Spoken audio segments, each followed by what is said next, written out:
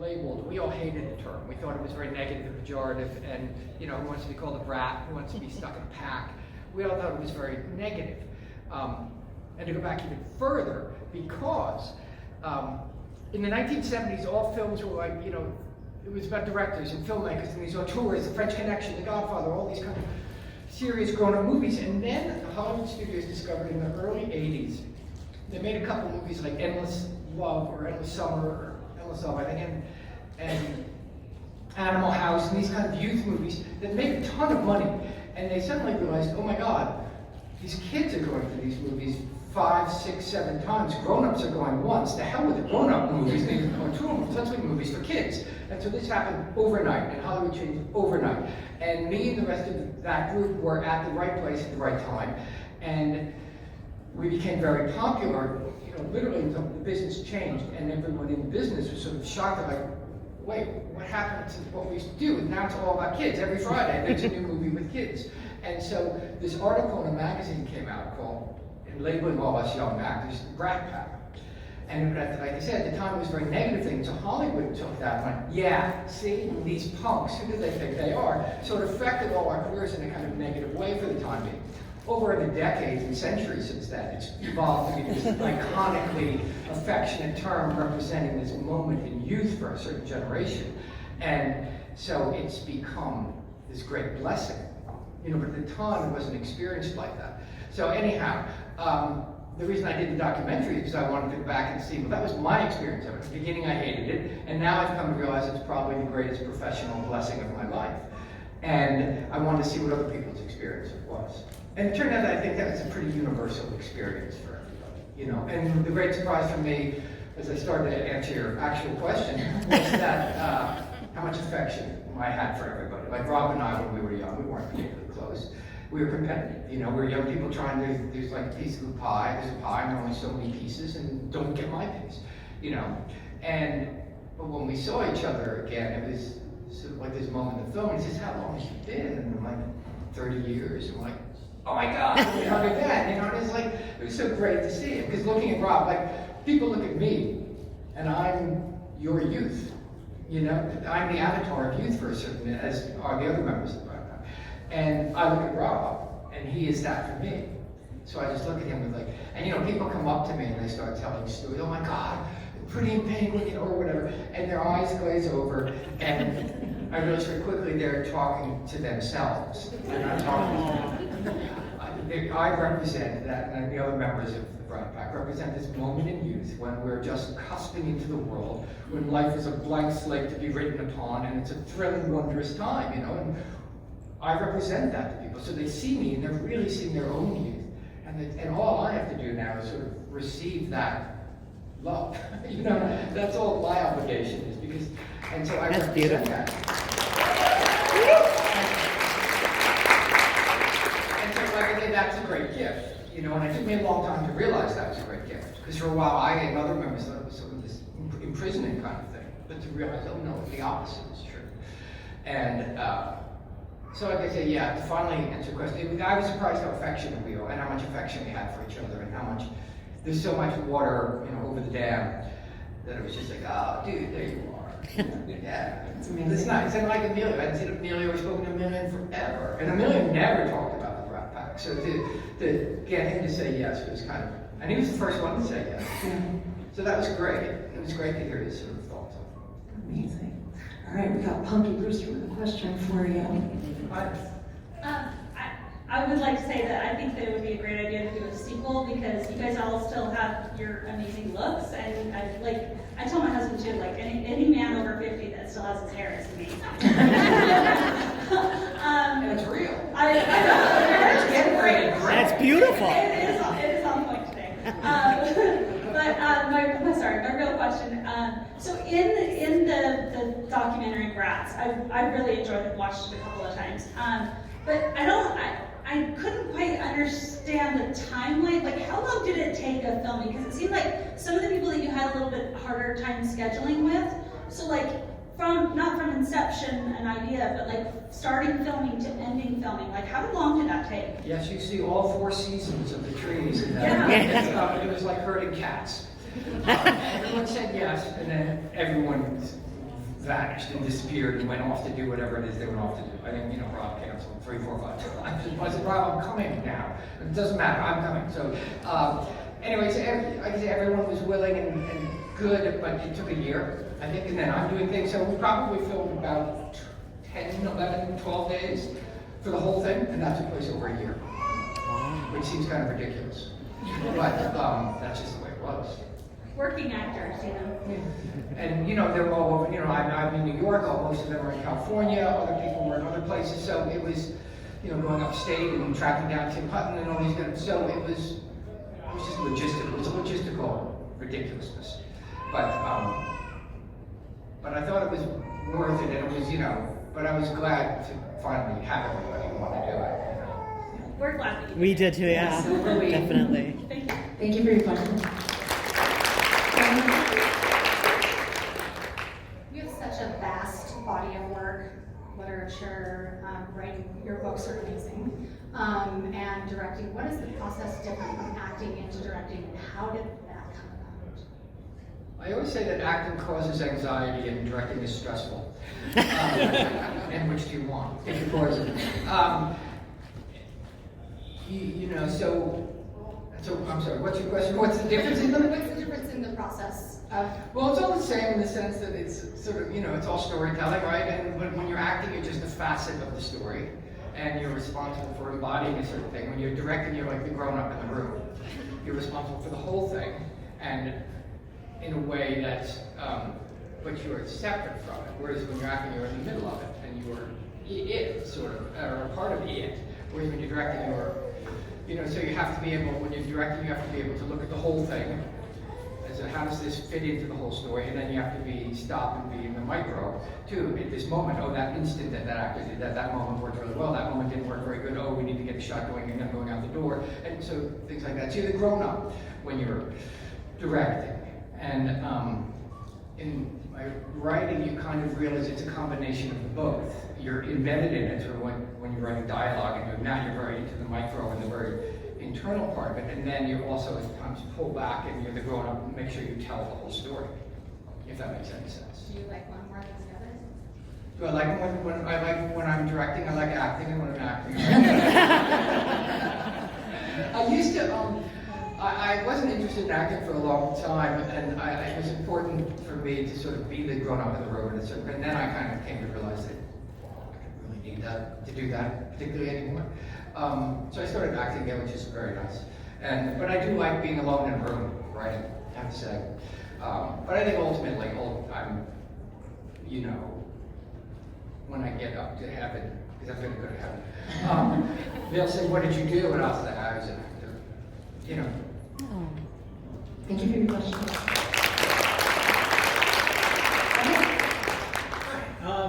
So my question is, you talked about the logistics of trying to get everybody together and people canceling and whatever as you put the documentary together.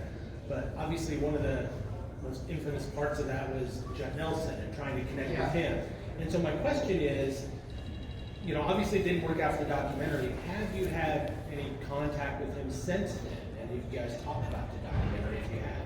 I think it worked out perfectly, actually, with Judd, because it captured so much of who he was. When I first called Judd, there's a moment in the film early on where I'm on the phone talking to people, and you wouldn't remember this, but there's an instant where I say, "Don't tell me now, I want to get it all on film." And that was Judd when I called him up, and I said, "Dude, this is what I'm doing, you want to do this?" "Oh yeah, I got a lot to say." And he launched in, and I was at that point, I said, "Dude, no, slow down, don't tell me now, I want to get this, I want it fresh when I talk to you." And so he said, "All right, I'll be out in LA next week, and I'll come to your house." I said, "Cool, okay, great." And then he was out of town, and then he was still out of town, and and then he was in some secure bunkered location. And then eventually kind of called me, "You know what, I don't want to do this." And I'm like, "Okay, cool." Which I thought was, because Judd's so smart and so has such an interesting perspective on things, and he had a great perspective on the product. And so it would have been nice to hear it. But it also, I kind of thought it was a bit of proof of concept in the sense that you know, the beginning of the movie, and what I was telling you guys before, we all didn't like this. I know you all, I'm honest to have loved it the whole time, because you loved it the whole time, but we didn't. And so I kind of, that 40 years later, someone still is kind of like, you know what? I don't want to talk about it. That's proof of concept to me, that it was like, you know, this was a thing back in the day.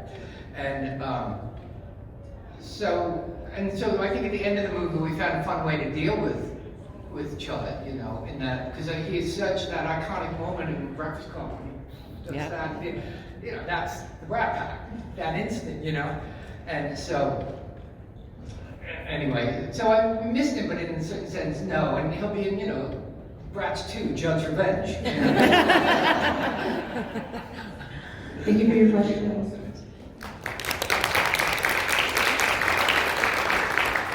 Hi, Andrew. I'm a 90s kid, so I barely missed the 80s, but it's my favorite decade and favorite era. Is there a moment from the 80s, from your youth, that you, if you could go back in time, that you wish to relive, and maybe whether it's a party or premiere or just a moment in the 80s that you would want to go back to and relive? You mean because it was so great or it was so bad I want another try?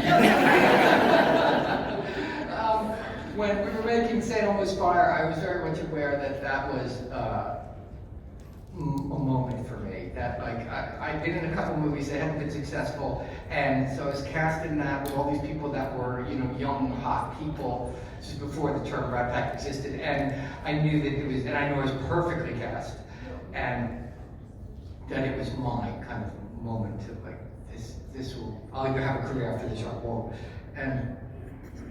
And while we were making it, I remember Bruce Springsteen I grew up in New Jersey, so I was a Bruce Springsteen fan, and this was 1985 when we were doing this, 84 we were making maybe, and Bruce Springsteen was on tour, the Born in the USA tour, so he was staying at the same hotel I was staying at when he came to Los Angeles, and I was doing like 10, 12 nights there, so every day I would go to work on the movie, and then every night I would go to the shows at Bruce Springsteen, and I was like, Mom, this is the best moment of my life. And I think it was, looking back. There was another, but to redo a moment, there are a few. Back in the day, I used to drink a bit too much, and I think not as a reaction to being successful, but just because I had a thirst. And there were a few times when I was a bit hungover and things when I walked up. And I remember this morning because I was running into Henry Winkler downstairs, who's the loveliest man on the planet, right? And I grew up, of course, watching Fonzie when I was a kid, and so life is so funny. I actually get to meet those things. It's weird, isn't it?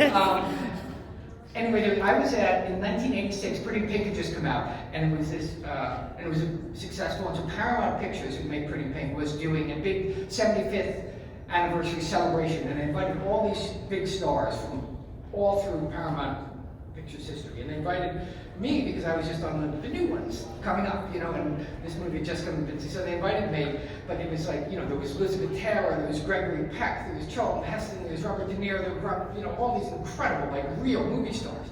And I showed, and I was flown out to Los Angeles, and all it was that you go to Paramount Pictures and you sit in this big sound stage and everybody mingles and has drinks and, you know, has their picture taken, and then they're going to make a big giant picture of everybody all together. And that was like 4 hours, and that was the day. And I was sort of invited to this, and I felt like I should be, you know, a busboy or something. And so I'm sure I got really drunk the night before because I was so anxious about it, and I was so hungover that I was just hiding in a corner with this terrible headache. Oh my God, I'm going to throw up. There's Robert De Niro. Oh my God, there's Cade on our way. Oh my God. And then I was hiding in the corner, and the publicist kept coming in. Do you want to meet anybody? I said, well, I'd actually like to meet Jimmy Stewart. And Jimmy Stewart was still in. So I said, oh, come on, I'll take you in. So I went over to Jimmy Stewart. Andrew, Mr. Stewart, this is Andrew McCarthy. He's a young actor who wanted to meet you. And I was just like, hi, Mr. Stewart. My pleasure, young man. It was such a thrill. And then I just went back in the corner and hid. And, but I got to meet Jimmy Stewart, which was like amazing. And so anyway, so I'm hiding in the corner, and Fonzie sees me over in the corner, and he comes over and he goes, what are you doing? Oh, no, I'm not signing. Come on.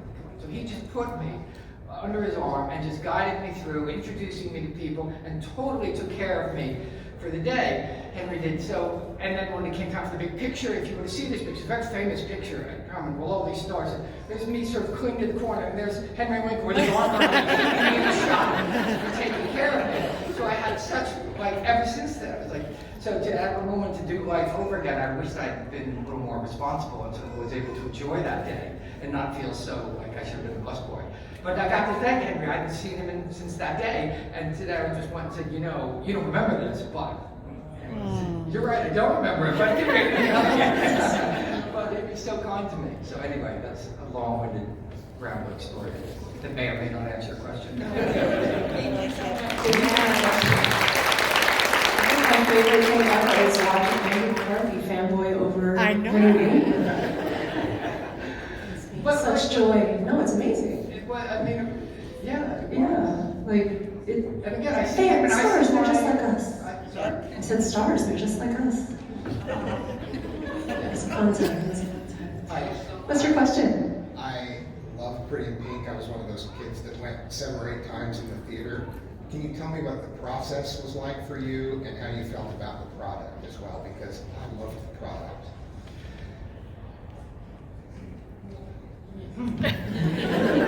I had just done St. Elmo's Fire, and so, and the part for Pretty in Pink was, how long I'll answer you on this? Pretty in Pink was, they were auditioning for it, and St. Elmo's Fire hadn't come out yet, that's what it was, and they were auditioning for it, and the part that was originally written for like a square, broad-shouldered quarterback, jock, and I wanted to go audition, and they kind of said, well, no, it's for a big, you know, hokey, but, you know, you're in this movie, there's a little heat around this movie coming out, we'll let you come audition.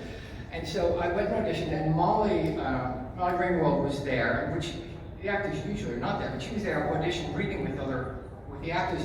So I came in, and I sat there and I auditioned, and I read, and I read my scene once, and the director, Howie Deutsch, was there, and then this guy was sitting in the back of the room, sort of on the floor, just kind of curled up, with a mop of blonde hair and glasses, and he sort of looked up, and that was John Hughes. And because John didn't direct that movie, most people kind of think he did, but he technically didn't, although he was largely involved. But anyway, so I read the scene once, and they went, thank you, and I walked out, and no, screw those people. I mean, that didn't go very well. They couldn't care less. And so Molly turned to John Hughes and goes, that's the guy. John Hughes was like, that wimp? And she's like, yeah, he's dreamy, he's like poetic, that's the kind of guy I fall for, not some jock quarterback. And to John Hughes' credit, he said, okay, I don't quite get it, but okay, sure. And to his credit again, he went, the minute he said, yeah, sure, he was behind me 1,000%. And he kind of altered things and changed them slightly, but not even much, it was just sort of a perspective change. So I was doing that movie, and I have to say, at the original ending of that movie, I dump Molly and don't go to the prom with her, because blame succumbs to peer pressure and whatnot. And so, but I had needed the job, and so I didn't even read the script until I was on the plane flying out to Los Angeles to go start rehearsal and shoot the movie. And I read it, and at the end I realized, oh, he dumps her, he's just kind of a jerk. And I landed, and I called my agent and said, you gotta get me out of this movie, this guy's a jerk. And they're like, oh, sweetheart, you read the script? And I'm like, no, I didn't. Anyway, so we shot the movie, and it was fun, Jay. I mean, I didn't think it was the greatest thing. I didn't think it was what it became. And then we shot it in the audience, then they did a test screening like they do in Hollywood, and they do this test screening, they bring in 100 people into a room, and they screen it for them, and the audience is loving the movie, they're loving the movie until they're hating the movie, when Blaine turns out to be this wimp and this jerk and dumps her. And so, from going from loving to throwing things at the screen, they change it, so they have to reshoot the movie, and we've reshoot it to the ending that it is now. We're together. And as those of you who've seen the documentary will know, you also, if you see that prom scene when I walk up to Molly and tell her, I love you. I believed in you, I just didn't believe in me, and all these kind of nice things. You know, I'm wearing this wig, this terrible wig. someone mentioned hair before. And because I was in New York doing a play at the time and I had to shave my head, I was playing a Marine in some play, and so I had no hair until they gave me this really bad wig. And I always say that if they knew that we'd still be talking about this movie 40 years later, they would have paid for a better wig. They bought this terrible wig. So when I go up to mine and say, you know, I love you and it's me, I would say it's just bad wig acting. That the wig did all the work because I just look so forlorn. So your question, I think, was how was the experience? It was, you know, I also didn't think, I just didn't think it was that much of a movie. I just thought it was like, so I was shocked when, I'm happy that I was wrong, because it is sort of a classic fairy tale, you know? And of course she has to get the guy because that's what she wants. You have to give a fairy tale, you have to give the girl what she wants, you know? And you know, to this day there's, you know, Team Blaine and Team Ducky, and who's Team Ducky here, by the way? Out country, anyway, so, you know, I was shocked that it was as successful as it was. And over time, I've come to realize why it was and to have great affection. It was perfect. Yes. Thank you for your question. Except for the dress. I feel like the dress Questionable, right? could have been better. That's putting it Like you said. Yeah. I'm just gonna admit I'm with Team Ducky because I know it's like to Next question. I'm just saying, Ducky was relatable in that sense. I thought I was my best friend, and feelings were not reciprocated, but we're still good friends to this day, so that's why I'm Team Ducky. But my question is, in the 80s, if it was Blaine versus, what's his face? Jake Ryan versus Andrew from the Brat Pack, who would win in a fight? Kick his ass. There's your answer.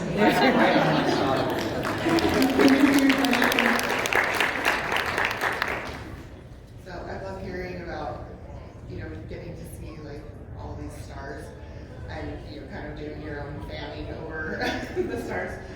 So who would you say, you know, past or present, who would you say that when you are considering either you're performing or you're directing or anything, who do you admire and look up to and want and aspire to be like? And if you had a choice of anybody to be a mentor, a personal mentor to you, who would you choose? So that could be two different people. It could be Oh, how interesting. I have no idea. I don't particularly look up to or admire show business people. They're just not who I, you know, because I don't particularly, you know, Jimmy Stewart was a big deal when I was 22, and Henry Winkler was a big deal. You know, and everybody has clay feet, and so, you know, I'm a big believer in, you know, trust the art, not the artist kind of thing. So I don't have a good answer for you for that. I never had a mentor, and except in writing, when I started writing travel writing, I had a mentor who was editor of a magazine at National Geographic that I was working at, and I really then understood how valuable it was to have mentorship. I mean, it wasn't an official thing, but I just felt safe and somebody had my back. And I've never felt that in show business, certainly. Show business, there's a lot of wonderful, amazing, talented people in show business, but there's more desperation. And so I never felt that in show business, but I felt that in writing, that someone had my back in that way. And I think that's a profound gift that we can give. I mean, I always say with parenting, it's like, I have 3 kids, they're now 23, 19, and 11, and I always kind of go, well, I'm just like right back here. You go out there, and I'm right back here, right behind you. So if you turn around, I'll be right here, like a baseball backstop. That's how I like to think. You know what I mean? Because I never particularly felt that in my life. So I understand the need for that. So I wish I could answer your question with these 2 people, but I think the lack of it has helped me realize how important, in my life, the lack of it has helped me realize how important that is. So is there someone outside of Hollywood that you would say has been an inspiration to you that you would want to be? I'm sure there must be. I can't think of that. Thank you for your question. Mine's a little bit off because I'm actually thinking of more of a mannequin. Did you actually enjoy doing that? enjoy doing Mannequin? Yeah. Now, you've got a very big sword there. Good I thing love it's big, doing right? I love doing Mannequin. We did it in Philadelphia at this store, Wanamaker's, this big department store, and we would go in every night and we'd close, and we would start work at 7 p.m. and finish at like 6 in the morning because we worked while they were, you know, we could take over the store then. So we were leading this weird vampire existence for 8 weeks or something, which turned into be kind of this great, like, dreamlike life because we had the whole run of this giant store where the only ones there. So it sort of helped the movie a lot because it always this weird fantasy kind of vibe going on. So I love doing that. I thought it was really fun, and it was fun to work. James Spader and I were very close, and then you know I thought he was absolutely ridiculous in that movie, and kind of great. And so it was really fun to like watch him and work with him, and Kim was great. So I just thought I loved that whole experience. I thought it was the first time that I felt like. It's the first time I think it was it wasn't the first time I was leading the movie, but it was my movie, as it were. You know, I was after starting to be successful. So I remember when I read the script, it was the first job I was ever offered without having to audition for it. And so I just accepted it, like, oh my God, so it was one, yeah. And then as we got closer to filming, I read it again, and I went, this is a movie about a mannequin who comes to life. What was I thinking here? And it was certainly a movie that could never be made today, right? It's a movie about a woman who comes to life only because a guy wants her to. And anyway, I love the movie, and I've always loved the movie because it has this really innocent heart, you know? And that's all because the director was a child, an absolute innocent man, a complete, you know? And I also love that Hollywood, my character, Jonathan's best friend, is this openly, flamboyantly gay man, and this is mid-1980s, and there was never any, on the set we never had a discussion, there was never any discussion about a straight lead character having a best friend be a homosexual gay character, flamboyantly gay character. It was never, it was just, we love this guy, he's a great friend. And I feel really, I love that about the movie that existed back in the 80s. That did not exist very much. Gay people were, you know, feared or butt of jokes, and they supposed to, he was really solid, wonderful person, you know, full-rounded person, and I thought that was kind of great for me. So I love it, and I love that the movie doesn't have a cynical bone in its body. You know, and as time goes on, it's like, Mannequin was like a special place in my heart because it's sort of sweet and innocent movie. And that's, you know, that's rare. Thanks. Thank you for your question. So I enjoyed your more recent work as well. I like seeing you pop up as a resident. That was really, really cool to see. What do you do in your downtime? What do you do when you need to relax and just escape from the whole director, actor thing and just, what do you do to chill? I just chase my kids around. I mean, I don't know. I don't know what I do when I'm not. I haven't ever done that way. You know, I don't know, like on the weekend I'll go, take the red eye home so I can go to my son's basketball game on Sunday. You know what I mean? So I just do that. Dad. Normal, like dad, husband, you know, stuff. You know, and yeah, I can never answer that question. I like to work too. I like to, you know, I like a lot of guys. I place maybe a lot of women too, I suppose, but the guys seem to be more guilty. I place myself by my work, you know. And the older I get, the less I try and do that. But it took me a long time to realize, so that's what I do. I work because it really helps me place myself in the world. Yeah. Thank you. Thanks for coming. Thank you for your questions.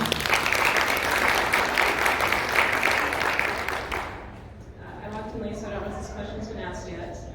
What was the most challenging part of your role on The Resident? And when you face a challenging role, like, how do you handle that as an actor?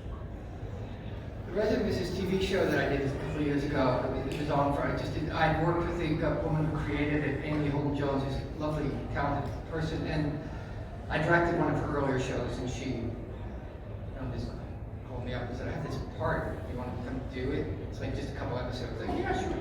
And then she said, oh, that worked really well. You want to just stay on the show? And I was like, yeah, sure. And so it was nice to act again. It was really nice. I enjoyed it. And I was playing a doctor, pediatric surgeon, the brilliant yet aloof and arrogant pediatric surgeon. That one, you know that one. And who's a drug addict as well. And that part was kind of fun. It's fun to have people with deep flaws, because particularly on TV, when it's just ongoing, it's good to have, instead of just going in there and let's save this one's life. You know, I mean, it's nice to be able to do that and go, but I need some heroin. You know? So So, the hardest part of that was actually the medical terms, like playing the drug, that was fine. But like I'd have to have all these medical jargon, which I couldn't say. It was terrible. You have glaucoma, blah, blah, blah, blah, and I eventually kind of said, you've got, tell her what she has. You know, it's like, and you can't say this stuff. And I was like, it was the first time when we discovered this, I was trying to say it, and I'd get to the thing that the person had, this 8 syllable word, and I just go, and the cameraman just said it, blurted it out. I'm like, yeah, what he said. So they stopped giving me that dialogue after that. And that's why sometimes I have a nice assistant who would come in and tell me, yeah. Thank you for your question. So I want to ask, you've done pretty much every genre, comedy, drama, thriller, even horror. Do you have, as an actor, do you have a favorite genre? And as a fan, do you have a favorite genre? You know, after Weekend at Bernie's, no one ever asked me to do a comedy again. what's that saying? So I thought that was really fun. I had so much fun doing that movie. We all did that. We loved doing that movie. That was just so stupid. And we just made up all this crap as we went along. Like, it's all over the rap. Yeah, let's do that. You know, let's staple this toupee. Yeah, let's do that. Let's staple that on his head. I don't particularly have a favorite. I like spy stuff. I love watching spy stuff. You know, I think I love it. I love the shit. You know, I'd love to do it. Nobody ever asked me to do that. Because it's always people are, you know, doing one thing and saying one thing but thinking something completely different. You know, I love when people are operating on multiple levels like that.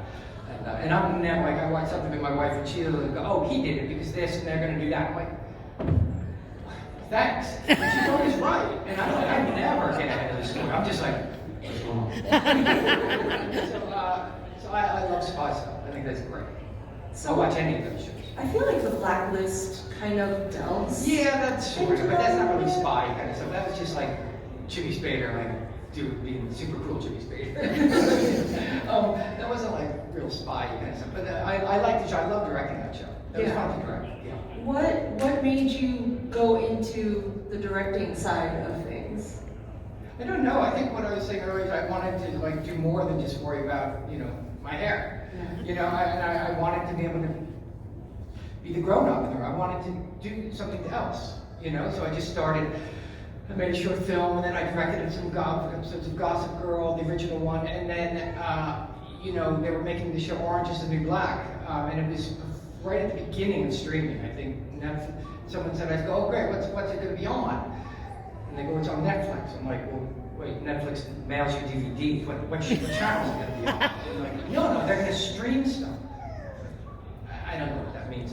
But okay, sure, I'll do it. And nobody wanted to direct the show because it was on this going to be streaming, and nobody knew what that was because it hadn't been done yet. And so they had nobody to direct it. And I'm like, I'll direct them. I'll direct a bunch of them. And so I did, and then the minute it came out, it was this cultural sensation moment, and I directed a lot of them, so suddenly I was this brilliant director, and got on directing. You know, that's how my directing career sort of began, doing that. And I loved that, you know. And you know, I spent my whole life on a set, movie and TV sets, they're the same. And except it gets faster, and I like going fast. And I know how much time and where time is wasted on sets, so I just really enjoy doing that. And so it's just sort of like a train I got on, and it just sort of happened. Do you have any interest in directing a feature film, like a scripted feature film? Yeah, I mean, I do, and I'm not the person I'm not great at pushing a rock up a hill, which is what directing a feature film requires. You know, getting an actor to commit to it, and then they're there, and you go through all this stuff, and months later, right before you're about to start the act, you go, no, you know what, I'm going to do this other thing. I'm like, the rock falls back down the hill, and you got to push it back up again. And so yes, it's a short answer, but I don't necessarily have the temperament for that. I like going to work. I love going to work, you know, but I don't like being dependent on what if they pull out. I hate being dependent on someone else. I like going, you know, for whether I can go to work or not. You know, it's one of the reasons I got into writing and stuff. You know, as you're an actor, you're just waiting for someone to give you a chance to do what you do. And when you're hot, people are offering you jobs. That's great. When you're not, and you're just, you know, waiting for someone, that's a terrible feeling. So So I'd learned to have a life where I didn't have to do that. Okay. Let's talk a little bit about your travel writing. As I mentioned, you've written several New York Times bestsellers, and most recently, and I feel like most personal, the project that you did with your son, Walking with Sam, which was about a 500-mile hike across Spain with your son. How did that come to be? And tell us a little bit about what that did for your relationship. Yeah, there's a thing in Spain called the Camino de Santiago, which is this ancient pilgrimage route across the north of Spain for 500 miles. And I won't bore you with the history of that, but it's an amazing experience. And I did it 30 years ago, and I'd always wanted to do it again. And my son at that time was 19 years old, and he was just, leaving. And I left home at 17 and never looked back. And I didn't really have a relationship with my dad in adulthood. And it's one of the biggest regrets of my life. And so, as I saw my son starting to do that, I was like, I didn't want that. And so his girlfriend had just dumped him, and he was moping around the house one day, and I said, hey Sam, you want to go walk across Spain on the Camino? Because I'd always brag their whole life, oh, you got to walk the Camino someday, it's this amazing life-changing experience for you, and everyone who does it has this transformative experience. And so they all knew about it, and they're like, yeah, Dad, whatever. And so, but I said, hey Sam, you want to walk the Camino? And he's like, whatever. He's heartbroken, looking around. And so I took that whatever as an absolute yes. And so I walked into the other room, bought 2 plane tickets, and 2 days later, we were in Spain walking across the Camino. And we spent a month walking across the country, and I had a captive audience. So he spent his month processing his heartbreak, and I spent my month enduring his heartbreak. But it solidified and bonded our relationship in a way that I, had hoped it would, and couldn't have imagined having happened otherwise, And I learned largely from that to just, I don't have to solve everything. I don't have to just be there, show up, walk next to the person who's, let them do what they have to do, and just let them know, I'm right here, and what we were talking about before. So it was this huge experience for both of us, and yeah, I wrote a book about that called Walking with Sam. Rush out now, order it on Amazon. So he's an actor as well? He is, yeah. He was on the show called Dead to Me. He was the son on the show called Dead to Me, and he was in the show called Goosebumps. Yeah. Do you see yourself acting with him on screen at any point, sometime in the future? He did a movie, and he was the lead in it, and there's a part to play the father, and I go, oh, Sam. Sam. He's part of the father. They asked me if I was interested in doing it, and Sam was, no, Dad, I don't want you. I'm like, fair enough. Let him go do his own thing. So, but I don't need that. Yeah. You have the 500-mile hold up. Exactly. So we have a few minutes left. If you have a question, come on up to the microphone. I'm going to ask him 1 or 2 more questions before we head out. All right, we have a question. Look, I did it. Okay. Yeah, you did. So she was asking us earlier about which generation we were. I honestly think that we would all agree that we're Generation Brat instead of Generation X, right? So that's what we grew up on. We kind of internalized that phrase ourselves, not just the Brat Pack, but it defined us. Anyways, so I have a question as to what is the role that you look back on that you wish you would have gotten but didn't?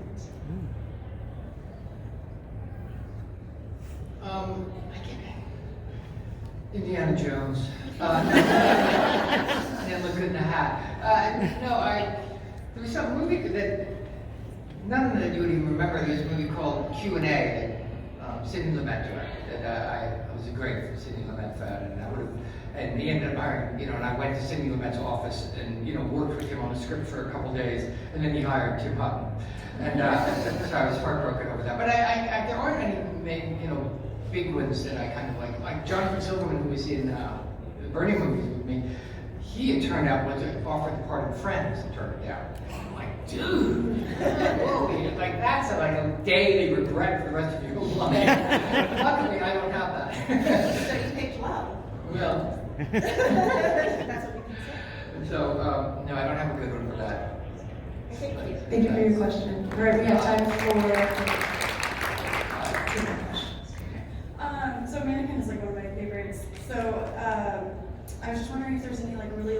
fun or like iconic just like times that you had that you can tell us about, or just like super like what is like the most like fun part like that you remember about it? Well, the worst part and the funnest part was doing this ridiculous dance montage in the middle of the movie, which just felt so embarrassing at the time. But I got to learn super great hat tricks that I still do not think until do that. Whoa, dude! So I got the cool hat tricks from Mannequin, which I still do 40 years later, shamelessly. That would be the highlight, really. Thank you for your question. We have time for one last question. She's really excited to ask a question about what you like today. What was your favorite movie to make? My favorite movie to make was probably Weekend at Bernie's, or because it was just so dumb, and we knew it was funny. Usually when there's an attitude that like if you think it's funny on set, then it's not going to be funny later. But we thought we were hysterical when we were making it, and I think it's pretty funny, particularly if you. I won't say this. If you vibe, well, it's even funnier. And anyway, I love that. And I love doing St. Elmo's Fire because I thought that was the perfect part for me at that time in life.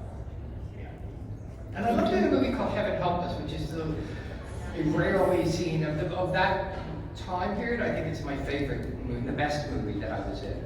That was before St. Elmo's Fire, but I think it's probably the best movie I was in at that time. I don't know if you've ever seen it. If you went to Catholic, it was about Catholic school in Brooklyn in the 1960s, and I still have guys to this day, big burly guys come up to me in the street and just block my path. I'm like, yeah? Heaven help us. It's like survivors, Catholic school survivors, they understand. Yeah. Thank you so much for your question. Well, that is all we have time for. Thank you so much for joining